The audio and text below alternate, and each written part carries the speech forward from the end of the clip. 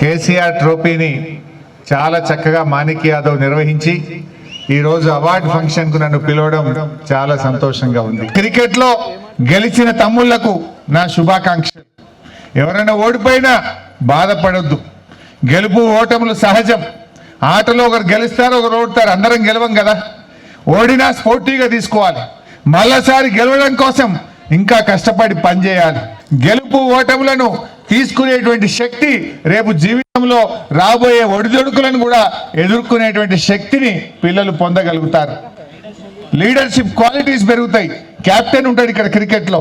ఆ క్యాప్టెన్ రేపు ఒక పొలిటికల్ క్యాప్టెన్ అవుతాడు, ఒక కాన్స్టిట్యున్సీకి క్యాప్టెన్ అవుతాడు, ఒక మున్సిపాలిటీకి క్యాప్టెన్ అవుతాడు. అట్లా లీడర్షిప్ క్వాలిటీస్ కూడా బాగా పెరుగుతాయి. మాణిక్ యాదవ్ ఇంత బాగా కేసీఆర్ ట్రోఫీని మరి పెట్టి ఇంత మంచిగా గేమ్స్ నిర్వహించి అవార్డు ఇచ్చినందుకు మాణిక్ యాదవ్ను హృదయపూర్వకంగా అభినందిస్తూ